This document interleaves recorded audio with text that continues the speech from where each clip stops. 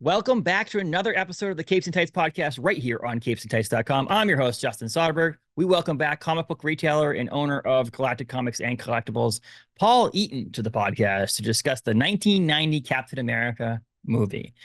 Oh, what a movie. It's a comic book movie that features Captain America fighting Red Skull, his 1940s foe, who aims to give the president a brain implant. Yep, you heard that right. So we discussed that right here on the Capes and Tights podcast. But before you listen, follow us on Facebook, Instagram, Twitter, Blue Sky, Threads, all those stuff. Rate, review, subscribe, follow all that stuff on Apple, Spotify, and all your major podcasting platforms. You can also see the video portion of this episode on YouTube, on our YouTube channel, as well as all kinds of content over on capesandtights.com. This is the 1990 Captain America film discussion with Paul Eaton of Galactic Comics and Collectibles. Enjoy, everyone.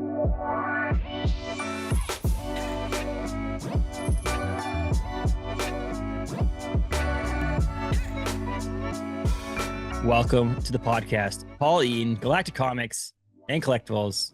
How are you, sir? I'm good. It's another exciting morning in the world of comics and podcasts. And is it the 1990 Captain America movie? Is it exciting? I don't know. It's like one of those things that I was excited to talk to you about how crappy this movie was, Captain America from 1990. But also in the same sense, I'm like, do I want to even talk about? Do I want to was it like 12% on Rotten Tomatoes? I don't know. It was. However, we talked, I think last time we recorded, maybe it was, I don't know what it was, but about how there's like a 0 ratings and we're going to do Max Steel and all that stuff. And I'm thinking, maybe it was for Green Lantern. And I was like, and I'm surprised that this isn't one of them. And it may be because it was like TV style movie, and maybe because it doesn't have enough ratings. It's weird. I was reading this has like a cult following, and I was like, why? For what? Well, I think there's one of those things I read online was like, there are certain movies that are good, there's certain movies that are bad, and then there's certain movies that are so bad that they're good, if that makes any sense. And this would fall in that category. Well, is it though? It falls to it's bad, but not, it's bad enough, but it's like past the bad enough it's good. You know what I mean? Like the movies that you want to watch that are bad enough that they're good, there's some sort of redeeming quality to it, and usually I don't like horror movies. I feel like more fit that category, or movies that you're like, that's campy. That's like it's hokey. Yeah. This looks like they tried to make a good movie and it was not good. This is just bad. Yeah, this is really bad. Well, they have 17 reviews and it's at 12%. And I think you have to have 20 reviews and 0% to be part of that. And so there are actually in these 17 critic reviews, let's see, one of them actually liked it. Okay, so from Film Threat, Alan, I never can pronounce this. How do you pronounce NG for last name? I got nothing. It's an Asian last name, NG, but whatever. Yeah, because there's artists that are. Yes, and I've never been able to. I don't know how to I have to look it up. Whatever. Yeah. He gave it a 6 out of 10 in 2020, and he basically wrote, "You can't lose watching a Captain America movie," and then I think you can. I would say that this person's like an obsessed fan or something. Like, and then somebody who really appreciated the fact this movie exists, that was made. You know what I mean? Yeah. In 2002, Michael Szymanski from Zaptoit.com gave it a 3 out of 5. No actual review, just the rating. And so because of 3 out of 5 and this 6 out of 10, which would have been a 3 out of 5, both of those are technically in the top 67% of the thing. So they became a fresh tomato. And so because of those two reviews, it is actually not a 0 rating. It becomes a 12% rating. You consider it though, 2 reviews are what's making the difference on this thing. Yes. Out of the 17, 15 of them are negative and 2 of them are positive. And so that says something about this movie. And so as we kick it off here, watch the same movie we watch? Yeah, exactly. I guess so. Here's we talked about the no redeeming qualities. There's redeeming qualities in certain spots and aspects of it, but again, they're like horror movies. We talked about it was at Galacticon. I was talking to Lance about Velocipaster. It's a movie that came out a couple of years ago, and it's a velociraptor, a passenger turns into a velociraptor. And what's this? Okay, it's a horrible concept from the beginning, though. You're like, this movie's gonna be bad. Like you know when you're going into it is not going to be a good thing. like the first 5 minutes, the whole reason the pastor goes on this like weird trajectory is because his parents blew up in a car bomb.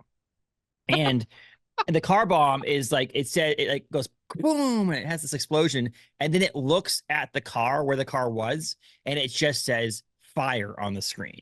Like it's just the word fire. No special effects. And that's purposely supposed to be bad. And that's, I think, the difference between something like this movie and those kind of movies. This took itself very seriously. Yes. And there was a couple of redeeming qualities. And I will say right off the bat, Paul, is that the suit was comic accurate. Do you know what I mean? Like to an extent, where the suit it's not had the little wings. It's not, but it had the little wings. It's not good looking. It's comic accurate.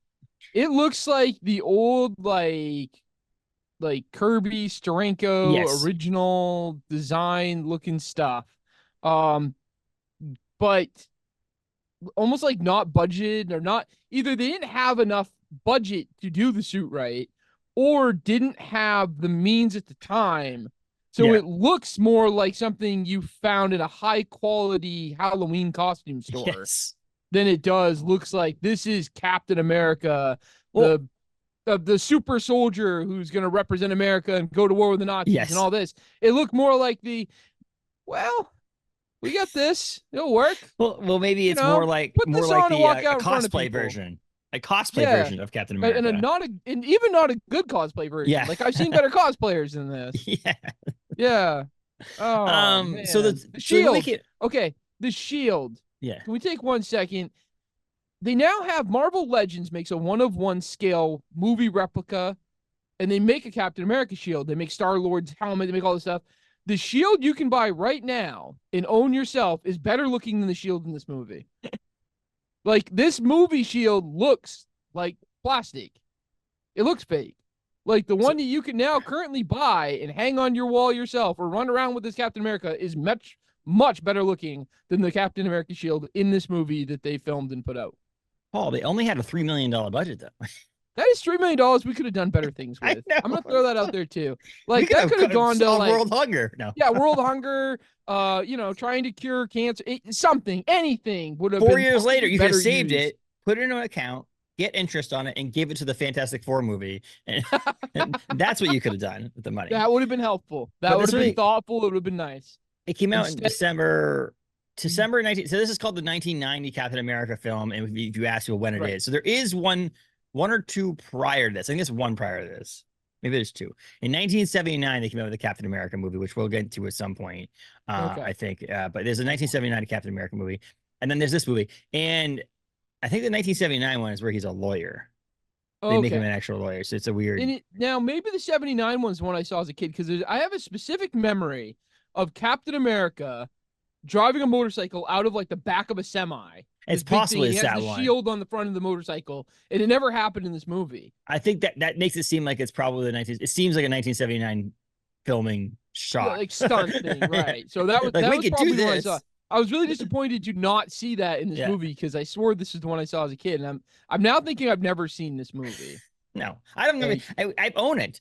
And I'm like, I bought it on DVD years ago, and I'm like, oh, I'll get around to it at some point. And then like, it's like when we talk about book club and having books that force us to read them, that like, we want to see them eventually, but like we never get a chance. It's always something that we pick above. Yeah, it's always something that we'd rather read. Yeah. So then like, all right, now we finally have to sit down and read the book. We have to commit the time. Yeah. And I think this is like that. I was like, I wanted to read it, watch it at some point. And as a comic book store owner, we've talked about this before, and you talked about it on the Star Wars episodes, is that you're not a big Star Wars fan, but we've seen the movies. So if someone comes in and talks to you about it, you can have at least some knowledge to it. I can say I have now seen this movie. And it's probably good. Like talking about the Green Lantern movie we talked about last time, or Captain America, or any of them, like having the knowledge if someone brings up the movie, you're like, I've seen that movie. Or if someone brings in a movie poster from it, be like, oh, that's kind of funny. We actually watched it. So that's the benefit of that. I think the only benefit of this, because like you can't get this couple hours back ever again, Paul. So nope, that is a solid hour and a half. I think this movie was that I will never get back. You know what I will say for this movie too? We've talked about doing this in the past, where we'd like to record one of these live and like have the camera at us and picking up the background sounds of the movie and us commenting. This movie would have been great for that. Mm-hmm. I will say, I laughed a lot during this movie. The ridiculous, hokey special effects, the campy, the bad acting, the bad writing, the bad everything. I did catch myself a lot of times laughing or commenting. So I'm sitting there this morning. Actually, I finished this morning.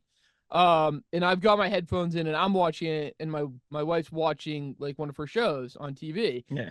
And I can't help but keep talking during it. I'm like, there's this great scene there, where he's walking up to the shield, and he's all dressed in like standard Italian clothes that we don't know where he got from. Yeah. Presumably stole off a clothesline or something. And he's walking up, and all like the way it's shot, all I could do was like, those are some nice loafers. Yes. Yeah, those are nice loafers. Look at those. As he picks up the same round bag that the shield keeps being in. Yes. Where the hell do they keep finding this thing? The bag comes out more than the shield does. I do think it's that comic book. Not there, and then it's like, oh, look, there's the bag and the shield. Like write things off because it's like comic books. Okay, hey, it's a comic book. They did that way too much in this movie. Like, this is way too much of it's a comic book movie. That. Yes. Yeah. More. I would say at least. I would say this movie was probably filmed on a $1 million budget and $2 million worth of cocaine. Coming out of the 90s. I would say that would add up to this. Well, what's this? It says 1990. They didn't even give any of the actors the cocaine because they probably could have used it. One of the things I read online too was like, it's so stupid because it's a 1990s movie, but it does seem like they filmed it in the 60s, 70s, and early 80s. Like, it doesn't seem like a movie that was shot in the late 80s, early 90s. It seems like a movie. It almost seems like a movie they shot 5 years prior, and we're trying to sell the movie to someone, and then eventually it came out because it didn't look like the 90s. And obviously this movie came out December 14th, 1990 in the United Kingdom. Obviously a lot of these early Marvel movies, it was like they made the movie and they were like, oh, it's going to be on screen. And then no one wanted to put it on screen. So they ended up being on DVD, and the UK is like, we'll show it. And then they're like, no, this is just going to be a direct video VHS. It does seem funny that it premiered December 14th in 1990 in the United Kingdom, a movie called Captain America. That does seem a little ironic there or weird, but it didn't actually come out in the United States until July 22nd in 1992. And so it was 2 years, man, 3 years. Before 4th of July, you can go to your local, movie store and get Captain America to watch for the 4th of July. It probably was amazing for those people back then who were humongous Marvel fans and, again, Captain America fans. But then were extremely let down because my first note, Paul, the first note I wrote, so I write my notes as I'm watching the movie. So if you talk about the first note you write is, oh my God, bad acting. We're not even into this movie yet. And I'm like, this acting is horrendous. The acting was really bad. Last week, all of it was really bad. Where do you even begin? The opening scenes of him and his love interest aren't good. No, none of that's good. Nope, and none of it's good. Go off to him becoming, you have the whole Red Skull storyline, the whole him becoming Captain America storyline. Neither of those are good. No, they're not. But what's funny about it is how much of a resemblance does it show between this movie's him getting the powers for Captain America in that actual room than it was in the Captain America first Avenger. I was like, holy, did they watch that movie and go, let's make a better version of that movie? Because I'm like, it is similar to the comics, but it's like, it felt like the movie in the early 2000s, or was it 2000? What we say it was? That was 2011 that Captain America came out. That looked like more like they referenced this movie than they did the actual comic book in that, because it was very similar in that aspect of it. And someone coming in and getting shot and stuff, which is, again, there's some comic book references in there. Captain America going to try to save the day. Yeah. And run and stuff like that. Powers. Yeah.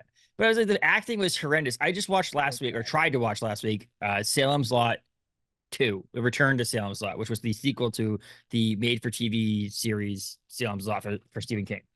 And so I start putting it on, and I'm like, okay, whatever. I want to see it. And I go online, look up some of the reviews on it and stuff like that. And it was so bad acting. It's horror. I don't even know how they even finished this movie. The movie's so horribly acted. It's just so bad. And I'm watching. Why someone didn't pull the plug halfway through and be like, I'm watching this and I'm going, I cannot watch this. I seriously cannot finish this movie. I was so bad that I couldn't finish it. It's that's probably what would have happened with this movie.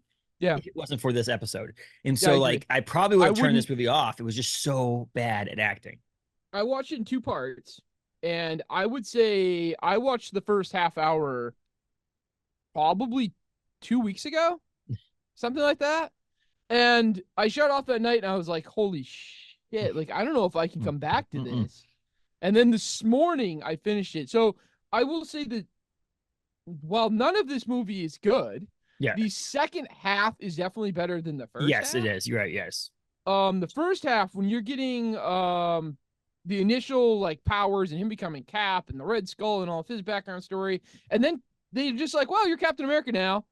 Jump out of the plane, which also looks terrible for anybody questioning it. And he goes into like the enemy lines in Nazi Germany, and the only thing they give him is the freaking shield. He's got the shield. That's it. Nothing else. And no other troops. No one to come in with him. They're just going to chuck his ass out here. Go for it, buddy. Your first mission. And after that, he's like, oh, I wish I had a little more time to train with my weapon, as he pulls his stupid shield out. And the scenes of him, like, obviously in like a black screen, nothing behind him, and we got a couple leaves in front of him, so it looks like he's in like the woods or whatever. And this light coming on him, like, oh, in the guard tower, and he throws the shield. This is a start right here. When he throws the shield, poorly, might I add, it doesn't look good. And you have this like sound effect, like wah, wah, wah, wah, wah, the shield like going, like it's like a frisbee that screeches. And what obviously looks like a guard tower built on like a train track size, and it falls over. Like, this is designed to look, all of it bad. Yeah, bad. All of it bad. Yeah, I will say there were some fun explosion stuff, but like that's just like, you know, that's a given for an action movie to have some like cool explosions. Yeah, like the truck that he's like, I don't know, he's pulling or something. So he's hiding behind this like gap. And of all things, you pick a fuel truck to hide behind while you got the Nazis shooting at you. Sounds like a good plan. It was written into the script so that they could blow up stuff. Like, you know, that would work. Yeah, absolutely. You know, and so like the bad acting, and then in the second reference, Paul, was they referenced Superman. Yes. What world are we living in right now where they're like, hey, we're gonna do our like one of our number one, you know, properties at Marvel is Captain America, and we're gonna reference the number one property of the opposing comic book company in the movie that now breaks it completely out of the reference of what world we're living in. Because like now it's like, well, I'm no Superman. Yeah, I'm like, wait, what? It was like the guy from that's like a DC was like hired to like someone from DC was like hired to write this movie. Maybe they were a Hydra, like Hydra inside. There was a DC inside the Marvel, like breaking it down when people can't tell. Like, I'm just laughing about how can you imagine? We will make this movie terrible. I can't imagine if it happened nowadays. Like Deadpool references Batman in Deadpool, tongue-in-cheek, sarcastic, making fun of the other one. Yeah, aren't you? This was making fun of yourself. DC universe. Yes, because he goes, "I'm no Superman." That's basically saying Superman is way better than I am. Superman's better than me. Yeah. Why would you're kicking yourself? It's ridiculous. However, they did go on and later on in the movie reference Submariner and Human Torch, which was kind of cool in that sense, because those are two characters that basically haven't been touched until more recently. I mean, the Human Torch that he's referencing in this movie is the Human Torch, the original Human Torch, I'm guessing, because he mentioned had like the Invaders and all that stuff from the old comics series. And so like the Submariner was, so that was cool. Those three were all together. Yes, and that scene, Human Torch or Submariner, we didn't see until we got to Black Panther 2. Nowadays in movies, and so there's that was kind of cool hearing them say that. And then the Human Torch, again, we've seen Johnny Storm Human Torch, we haven't seen over again, but in original Human MCU, Torch, right? No. We don't have any of Fantastic Four movies. But so that was cool. And then like having it be that he's fighting Red Skull as his villain, that made me at least go, okay, they're at least gonna say that the villain in this, it's like in the Fantastic Four movie, like the villain in the Fantastic Four movie was Doctor Doom. This is not something we're trying to be like, well, we don't want to save that character for later movies, or we don't have the rights to that character. At least this thing is like Captain America and Red Skull go, and the Nazis and Hydra go hand in hand. That's part of the Captain America lore. I'm glad at least that was the avenue they went. Why they made Red Skull look like he had boils all over his face, I don't know. It didn't. It could have been easier to put a skull mask on that was red. Right. Do you know what I mean? Like his. So I didn't think when you see him and he's actually the Red Skull, I didn't think he looked that bad. He caught me off guard for the 1990. Just coming off, because you really get the first real Red Skull look you get right after the. So like after that, I was like, hey, he doesn't look that bad comparatively. Like, because you also have their what they're like testing the Red Skull formula. Yeah. Have you the super soldier serum that they're making, and you have this like rat that gets affected, and his whole body turns into like the way the Red Skull's face looks, and it's like it is a bad claymation scene. Yes, it is. But also in standard 1990 filmmaking, I'm like, all right, that's kind of common. Look at Howard the Duck, the end scenes of the giant demon thing that look like a lump of clay. So I was like, all right, well, that's Spawn 1990s is a horrible special effects and stuff like that. And it's just part of that whole timing on the days of early superhero movies. So I was like, all right, I'll give that some forgiveness. But okay, so I guess my biggest point is not the actual Red Skull. It's when they try to make him look like he's trying to fix himself. Right. And so like the Red Skull, like what that screams at me, Paul? It screams me you have less money. Yeah. It's cheaper to do now the we face. Just have an actor putting on a lot of like makeup and stuff like that, but no, actually, yeah. That looks like I did think that he wasn't great, but he was still sort of cringy, still sort of creepy. His eyes all like, I don't know, blued, like he had these like gray blue contacts in or something. Yeah. Like I honestly didn't think the Red Skull was that bad. Now, some of the writing problems in this they capture Captain America and they strap him to this rocket. And they're going to shoot him at Washington, D.C. Yeah. Like that definitely screams old school, like hokey comic. Mm-hmm. But Captain America just grabs a Red Skull's hand and the Red Skull cuts his entire hand off. What? This is your solution? Yes. You could, he's got super strength, but so does the Red Skull. And his only option at this point in time is to cut his hand off. Yep. Like, what the hell? Why not, right? So we get that, which also over and over again throughout the rest of the movie, there's like a slight reference at one point where you see the collar between his glove and the collar. There's like, looks like a prosthetic hand. Yeah. But it never goes into like, did they Luke Skywalker this and give him a robot hand? What do they do? Because he's using the hand constantly. He's got guns he's shooting. He's all sorts of stuff that he seems to be using perfectly fine. We never got into that again, that he cuts his own hand off.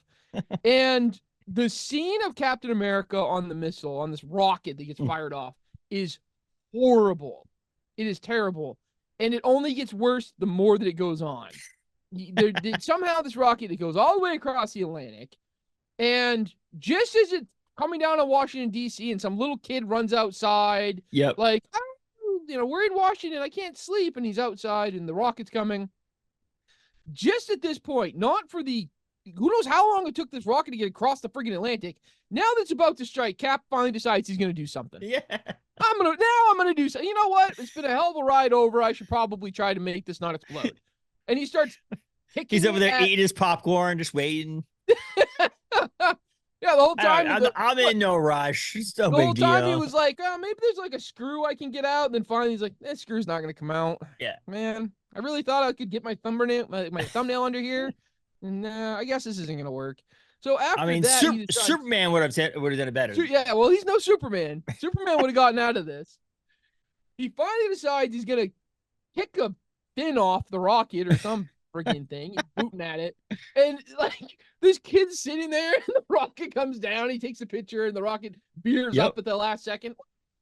And all of it looks horrible. Like nothing in any of those scenes look good. And I watched the first clips there. I watched through that, and then he randomly crash lands in Alaska, somewhere in Alaska. And it literally just looks like a kid sliding down a hill. Like he's on this rocket, he's hooked to it, and it looks like a little kid sliding down a hill. And then he's frozen in Alaska somewhere, apparently. All of that. I stopped and I went, I don't know if I can finish this. Yeah. I really didn't know. After that whole section, that opening 30 minutes, I didn't think I was going to be able to get back to this. I didn't think I could choke down anymore. The second half is better than the first half for sure. Oh, it is, but that's not saying much. First of all, it's like, okay, it's a 12% on Rotten Tomatoes. That 12% is the second half, right? Because there is nothing that's good about the beginning of this movie.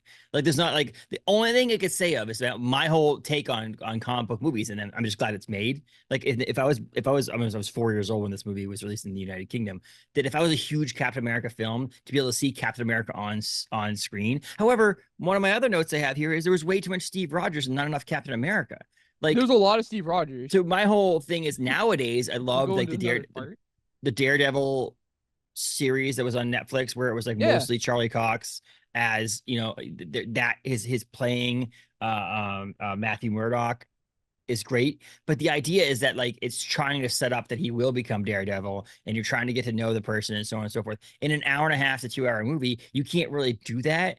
And so it seems like a special effects. It seems like a budgetary thing is how much money was it to put him in the costume? Because it's time, energy, effort, so on and so forth. So it's like, let's make him Steve Rogers more than Captain America because it's going to be cheaper. You suppose the costume too, like, because they use the costume, it's like all battle damage. Yeah. You suppose they had the costume, they battle damage it, and they're like, well, we're not going to make another one. No, we can't make it. And the other one is like, maybe it's some sort of contractual thing where it's like, hey, Matt Salinger, the guy who played Steve Rogers, Captain America, maybe he's like, you need to see my face more often, or I don't want to wear the suit that often. I'll do it for barely anything. Not that he had a whole lot to stand on, apparently, looking at his acting career. Yes. Well, he was in Revenge of the Nerds. He was in Revenge of the Nerds in 1984. And then Ronny Cox, who was Ronny Cox. I know Ronny Cox is a huge actor. He was one of the major villains in RoboCop. Oh, sorry, he was Dick Jones in RoboCop, and he was in Beverly Hills Cop and Total Recall. Yep. He was in tons and tons of movies. He's a major actor, and then he's in this as the president, as the little kid. Yes. Who then becomes president because of this astounding moment in his life. Yep. Where a rocket almost explodes, and a mystery man that he took a picture of that somehow came out. Yeah. That whole thing made him become president of the United States. And then Red Skull goes on to play Kirk Lowley in Teen Wolf. And so, like, they actually had other movies that they're known for. That this is probably one of those ones where, like, don't watch this movie. Oh, yeah, no. We talk about comic book conventions or pop culture conventions where, like, we have guests that come and you're like, what do you want to be known for? This is one of those ones that people probably don't want on their list of movies they're known for. If you take a movie poster or something from this or a copy of, like, the VHS and you go try to get Ronny Cox to sign it, he's probably not going to be very impressed. Well, that'd be aweson. I'd love to get that to come. Would that be sick? So amazing. I'm so amazing. I'm sorry. I want a picture. Ronny Cox also played a Star Trek character. In the Next Generation, and all these Star Trek fans with that, RoboCop fans, and you got your 1990 Captain America VHS. You're the only one, He'd probably like screw you on the front of it or something like that on the front. But yeah, I mean the you've seen these movies where like there's nobodies. These are not really technically nobodies. I mean, like I said, Revenge of the Nerd was a pretty popular movie in the 1980s. That was pretty huge, And so having Matt Salinger come in to play Captain America is probably the similar thing where like when you see someone gets cast in a bigger role in the Marvel or DC universe now, and you're always like, oh, who is that? And then you're like, well, this is where they're going to get their start. They can't get someone who's really known before because you want them to be known as Captain America. And so that could have been some of it. It most likely was budgetary. Did he squash his career? Because he didn't do much after that. Did he do this and then was like, I think I'm done. I don't know if it squashed his career specifically or he just was not good. So like, you know what I mean? Like if he was obviously a good actor. Good at it. I am here to tell you. Yeah, I think that some of these people, if you look at a lot of people other than your Brad Pitts, your Morgan Freeman's, look at a lot of people that we see, your even Chris Evans is the current Captain America or the last Captain America.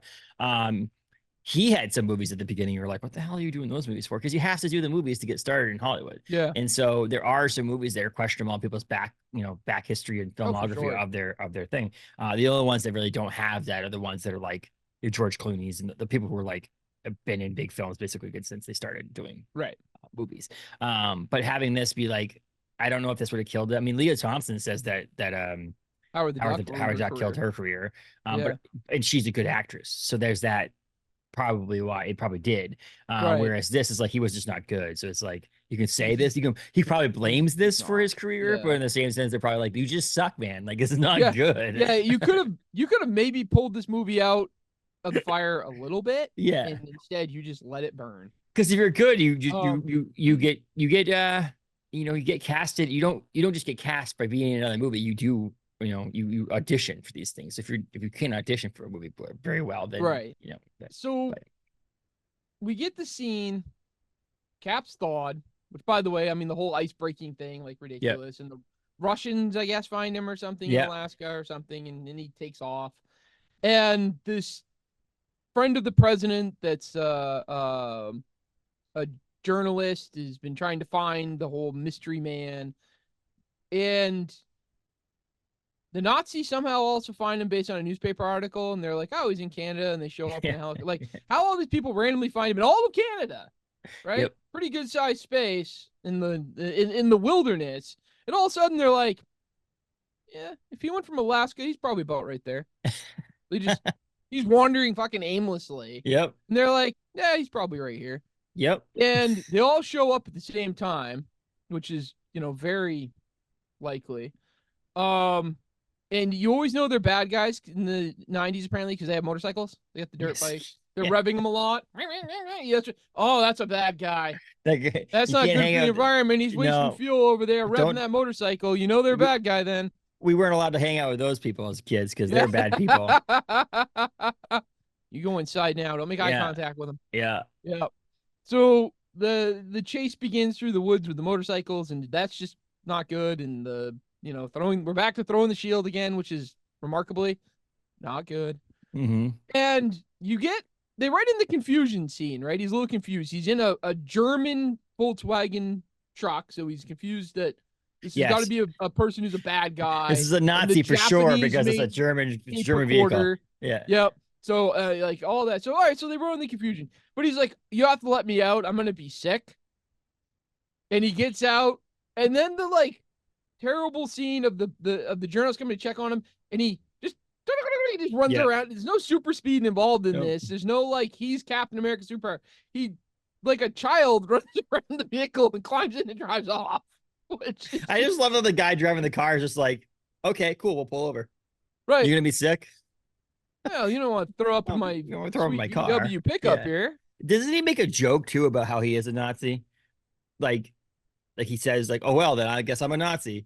And I'm thinking to myself, like, timing on that was not the greatest timing. Like, this is a super soldier, and now you just told him you're a Nazi, and you might not want to do that. Well, it's like reminds me like the last thing this guy remembers is fighting Nazis, and now you're like, You know, in Ted Lasso, where the guy's yelling homophobic slurs at one of the guys, and he goes into the stands and yells at him.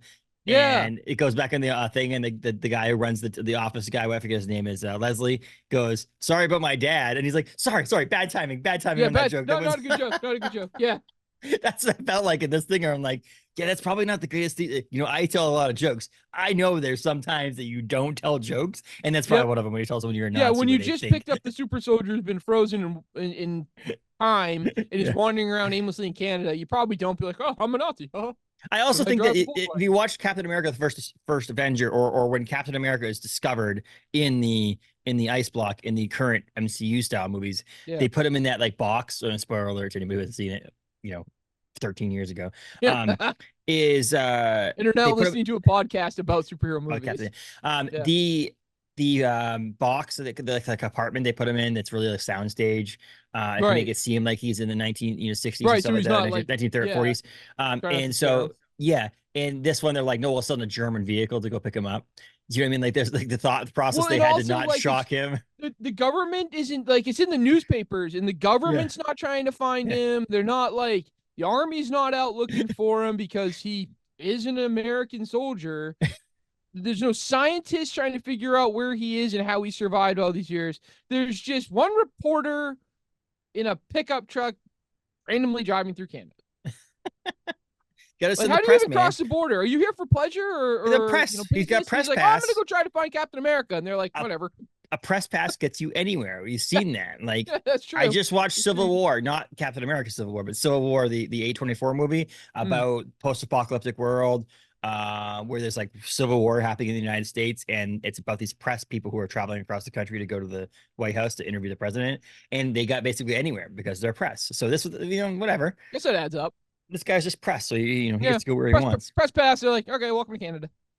So the guy who directed this film is what's his name? Director was Albert Pyun, and Albert Pyun went on. He has like a dozen, maybe 20, 30 directing or films that he's worked on, and all of them have at least a Wikipedia page. You can click on them and go see what's going on. So on and so forth. The guy who wrote this film, Stephen Tolkin, all of his, he's got Captain America, the 1990 and Carolina Moon from 2007 have actual links that you can click on and go to a Wikipedia page. The rest of them don't have Wikipedia pages. If that says anything, it's a pretty bad sign here, folks. Yeah, shame the writer of this movie. Shame on you. And it's one writer, so like we talked about for like Green Lantern and things like that. There's certain faults that happens when people get multiple people writing on a single thing, and then you end up having to like piecemeal things together because there's been multiple writers, different brains in it. And this is a single writer on this movie, so like this one writer is to blame for the writing of this movie. And then the shots and things like that are director and cinematography and all that stuff. These two guys should be ashamed of this movie. I will tell you that much. So I'll say the enjoyment hokiness comes to him waking up in the 1990s. Yes. And now that's my childhood, we're in 2024.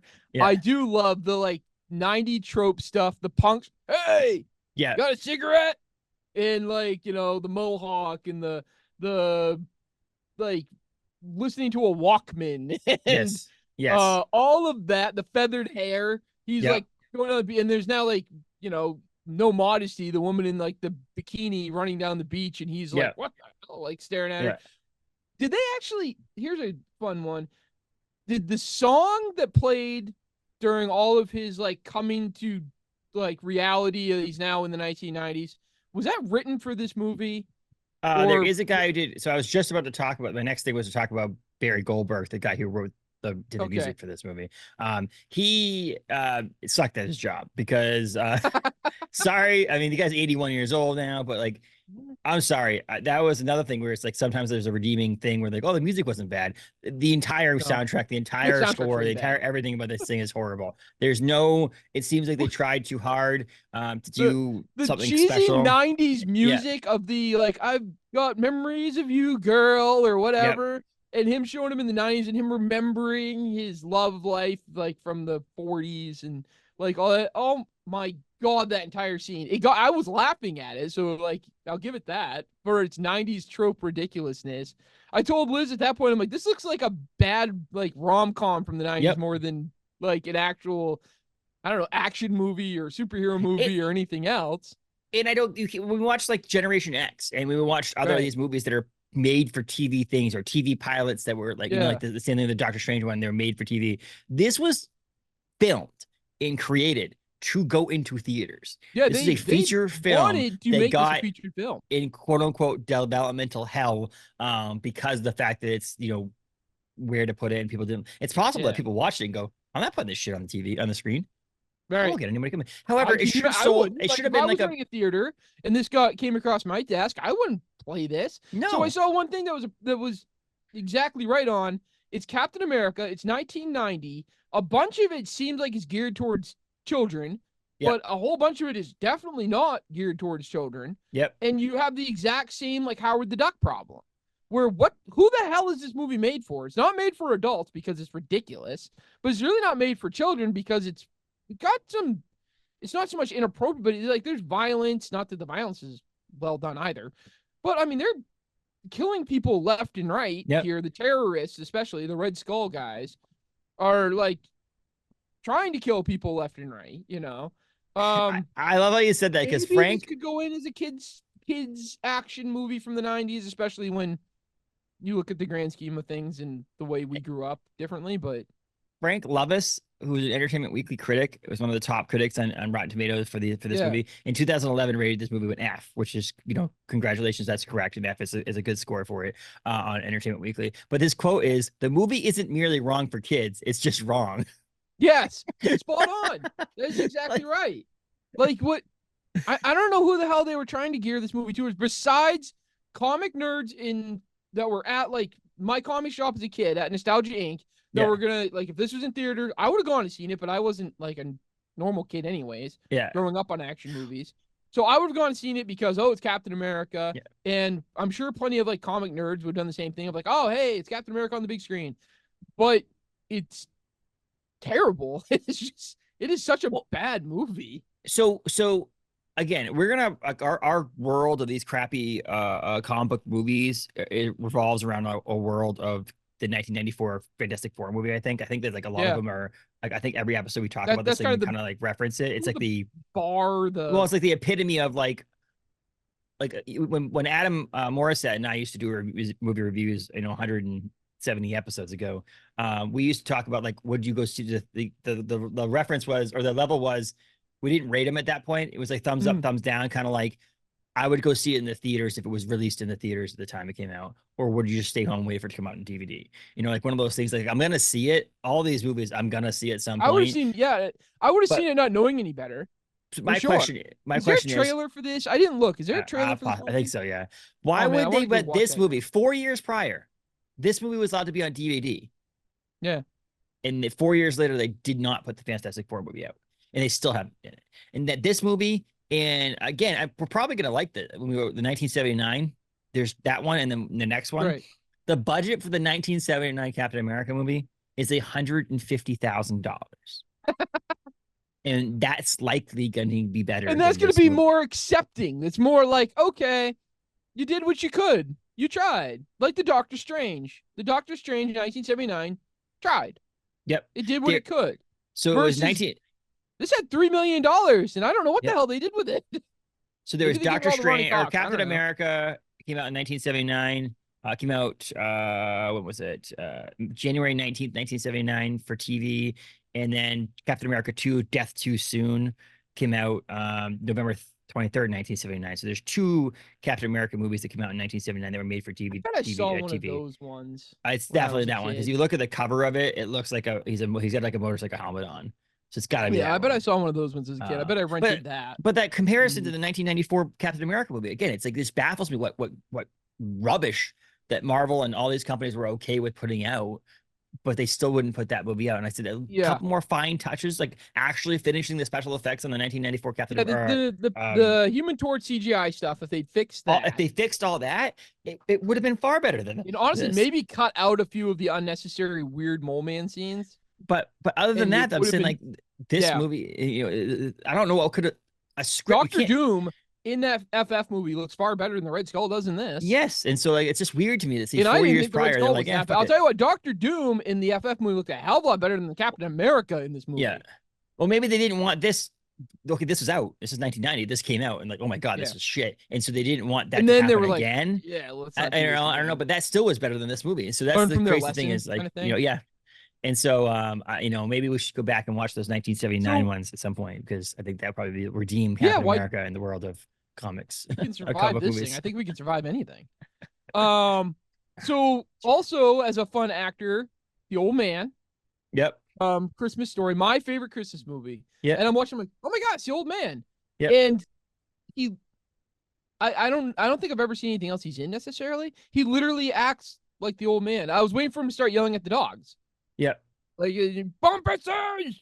Like he seems the exact same in this movie, not a bit different. This is my argument to like the George Clooney Batman movie that it's not so much Batman, it's just George Clooney in a Batman suit. This is the old man wandering around a Hydra castle, and apparently he just works for the Red Skull, but he's posing as this general.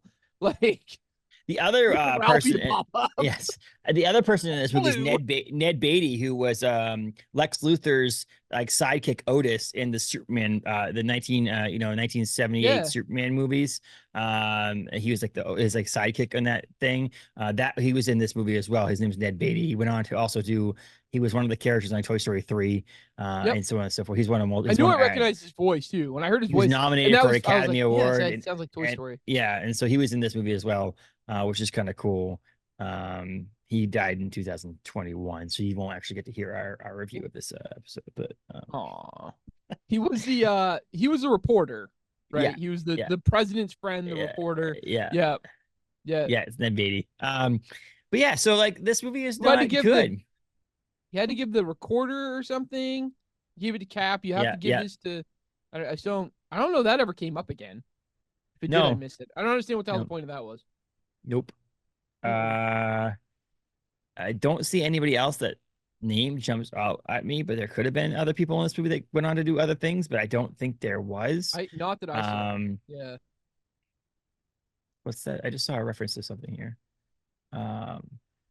So the writer Jeffrey Sprouse is another writer who tried to potentially work on this film, and they were also going to include Falcon, Baron Zemo, and Helmut Zemo, and Bucky Barnes as well. And they ended up not doing that. And so I don't know, maybe that was a good thing. Probably a good call. Yeah, because I don't know that we it was need already more weird enough. characters in this disaster. Yeah, no.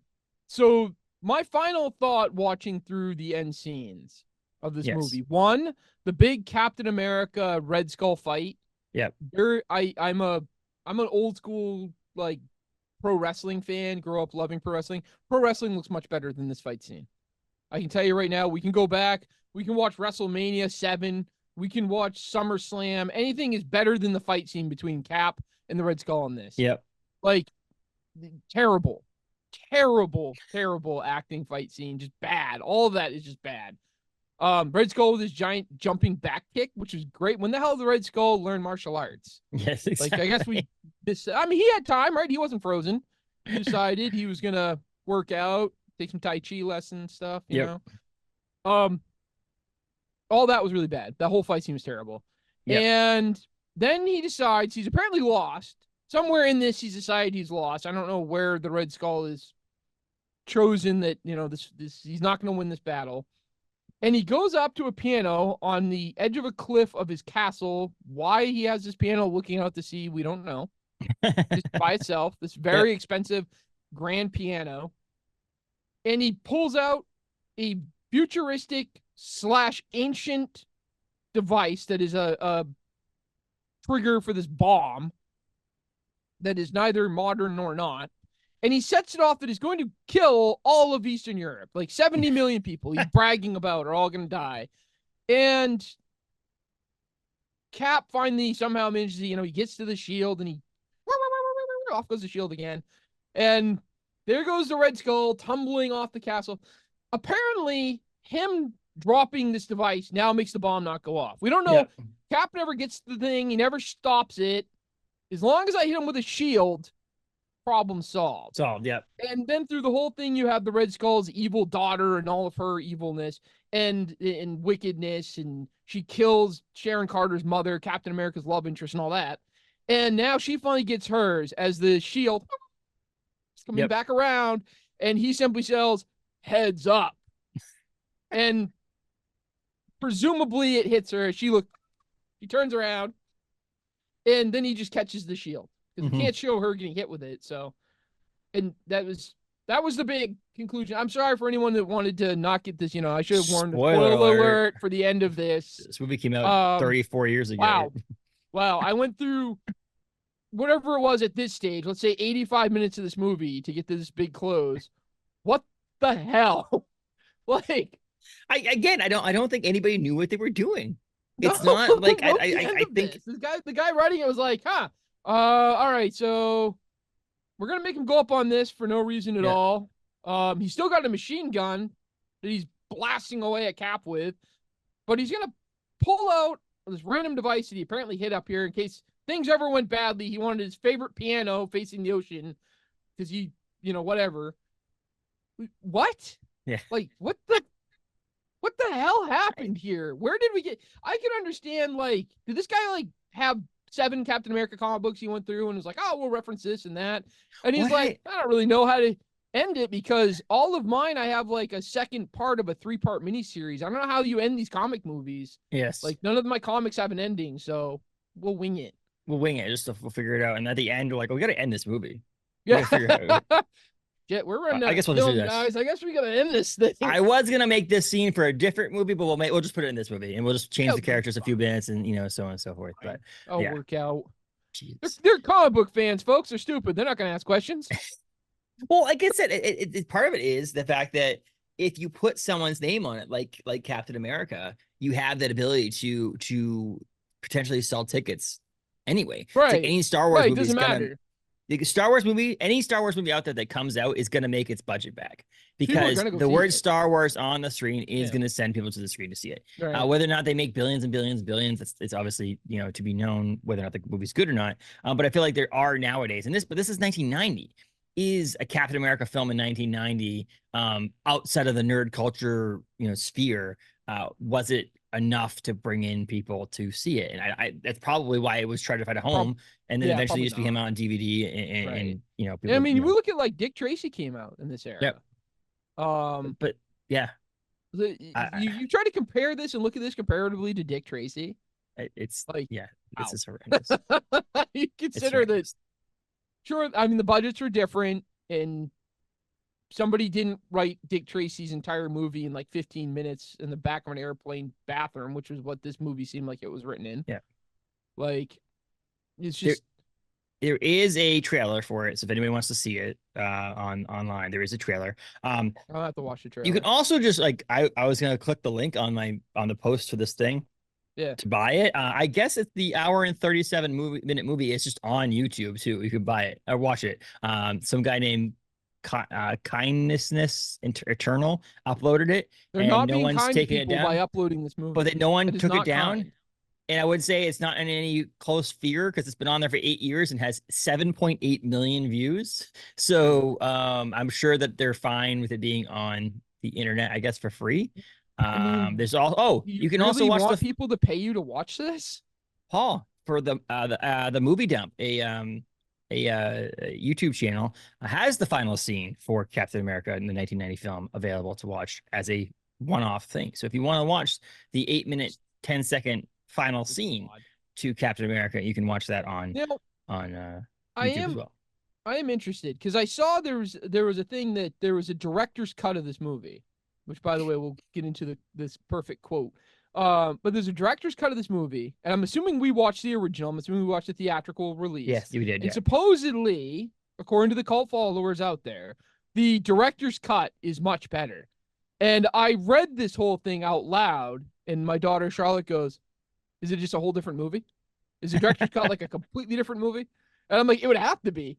This is like, you're not going to have scenes that weren't shown that somehow make this movie that much better. I can't believe it. I have a hard time buying that. I do love that the Bad Movie Society on YouTube has created the best of for this movie. And it is 10 minutes and 46 seconds long. So there is some actual shots there, but the word best is in quotations. I don't know if that was on purpose or if it was just like, that's what they thought they were supposed to do, but it says the best of the Captain America 1990 film. And so that's kind of funny. And then honest trailers from Screen Junkies. They did an honest trailer using footage from, I think the MCU Captain America movies as well, and using some voiceovers. So that might actually be worth a funny watch to see that fun there. But it's kind of funny how there's this, 8 million people on YouTube alone this one tried to watch this movie or watch this movie on there. So that's a lot of people who've dedicated to it. Was it just like it was the only free movie on YouTube? No, they couldn't find anything else. Yeah, they thought this was the Chris Evans one. What was it? Michael Scott on The Office said, I went and saw Bowling for Columbine, and it was really pissed because there was no bowling in the movie. Yeah, and I'm like, that's probably what this was. And people were like, Captain America, where's Chris Evans? Chris Evans was like 4 when this movie came out. He could have played the young. That would have been awesome. Oh my God! Years later, the kid became Captain America. It would be amazing. But no. So Paul, drum roll, please. We do not give 0 stars on this podcast. There is a thing that you can do 0 stars on like Rotten Tomato and all that stuff, or like they don't actually this has got to be, it's a half star for me. It can't be any lower than that. And that's where it's going to go. It's the bottom of the, if I could give a quarter star, I would give a quarter star. But half star is the lowest rating. I did laugh at some of it. Things, especially, so here's the problem though, I guess. I laughed at it when it's taking itself seriously. Yes. I'm not supposed to be laughing at it. No. But I did. But that's why we review it, and that's why we talk about it. Yeah. So I'll give it that. But no, the lowest of reviews for this movie. It is bad, folks. Like, be prepared. If you decide you want to watch this, be prepared for how bad it truly is. And I hate to say surprisingly, but it is surprising that this is the worst. Like, out of all the movies we've watched so far, this is the lowest rated movie we've done. We watched some bad movies, and this is the worst of them. So happy birthday to America. Action scenes are bad. Acting is bad. Writing's bad. Everything's bad. There's just nothing that you can say that is realistically good about it. It's just a bad movie, folks. Yes, it is. we did this episode specifically to celebrate America's birthday, and I don't know. Maybe it's Hey, this movie was released on July 2nd in America. Like, maybe this was the reason we did this to say. Movie. Maybe the reason we did this to say is that we're glad we live in America, where if you want to make a shitty Captain America movie, you can make a shitty Captain America. Yes, if you no you one have the was rights and freedom brought to out to a ruin field. The rest of our Captain America love by making this. No movie. one was brought to the town circle and hung. No one was shot in the middle Maybe of the field. Someone should have been. Like no one had a flogging because of this. You can make this shitty movie. You can make. You're more than welcome to. You can make it. But this is not one that I would recommend you watching. I think you got everything that you needed to know about this movie from this episode of the podcast. But if you want to watch this movie, go watch that 10-minute clip on YouTube of the best of this movie. And do maybe not the best thing is if you imbibe in some mushrooms or if you smoke a little weed, if that's your thing, maybe that's what you do prior to this. Not saying we're in telling you should do that. Anybody who gave this movie good reviews probably did that. If you were into that kind of thing, positive reviews of this. If you want to drink a couple of Orono Brewing Company pints and then watch it, which, well, actually, yes, that's like, I'm guessing Paul did. Well, he didn't do that this morning, but maybe the first half an hour of it, I kind of wish I had. And so on and so forth. So maybe that's your thing, then go ahead and do that. But it's probably not going to get any better. It actually might make it worse. So this is not a good movie at all in any stretch of the imagination. There's no ifs, ands, or buts about it. Across the board.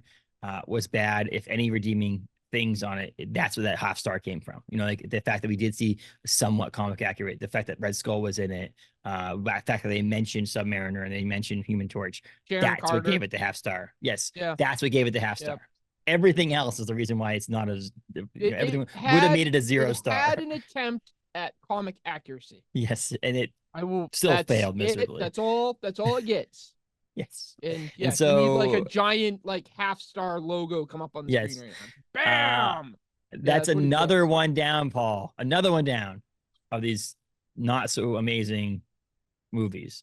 It's pretty atrocious. Another one down. I think so. Up next for us is we're gonna figure some things out because of scheduling of my schedule's filling up, so it might actually be a minute. This one, coming out in July. Next one might not actually come out until sometime in August, late August. But we'll figure that out. But it is either going to be TMNT and have to be more fun to watch, or it might be Catwoman, which would be more not so much fun to watch. And so after this movie, you know what? I think we could use a cleansing and have new TMNT and have something that's like, oh man, that was nice. I needed that after this Captain America movie. I don't know if I'll ever be right again after watching this thing. And that's why I think maybe we'll have to. We have so many movies to watch, and there's so many episodes we can record these. So maybe we push, and maybe next year we watch the 2 Captain America 1979 movies, the number 1, number 2 together, and do one episode, and just do next year's 4th of July to be next July. Yeah, you know what? I'm down for that. Let's do it. Next July, we'll plan that we'll just stick both of them together because God knows I can't imagine we need to review those separately. No, and maybe we just do one. Maybe that's live one. That's where we do one person, we watch it and have fun with it. But we'll see. But yeah. I really hope it's got to be better than this one. I'll tell you right now. I will put money on it that it's better than this one. I'll right now. The only problem that one has is I know he's a lawyer, and that to me is like why someone has to screw with something is just so maybe it's not better than this one. I don't know. You'll have nostalgia thoughts in it because you said you may remember watching that maybe when you were younger. So there's that part of it. If that motorcycle scene actually happens, then you're going to be like, it's maybe that gives you a little bit of more of a, there it is. Or love for it. But Galactic Comics and Collectibles is on Hammond Street in Bangor, Maine. Check them out. They have a great comic collection, other stuff too. If you're into Pokemon cards, Magic cards, toys, action figures, all that stuff. And you can Galactic Comics and Collectibles.com. You're on Facebook, you're on Instagram, all those things. So check that out. And then like Amazon, we're already there. We're already in your house. If you keep an eye out, we'll be making a Galacticon 2025 announcements here pretty soon as well. Yeah, baby. So check that out as well. But yeah, until next time, Paul. Yeah, a half star. Captain America from 1990. Half star. Justin, I don't even want to thank you for this. Sorry, Liz. Oh wait, no, she didn't end up having to watch it. Yeah, she didn't have to watch it. And not like she's listening to this. So let's be honest here. She didn't want to listen to us. Like my grandmother at one point was like, "Oh, I'm gonna start listening to it," and I'm like, "Why? You don't want to." But yeah. So, till next time, Paul. Right? Till next time. Yeah. Keep reading comics, people. Please. Hell yeah.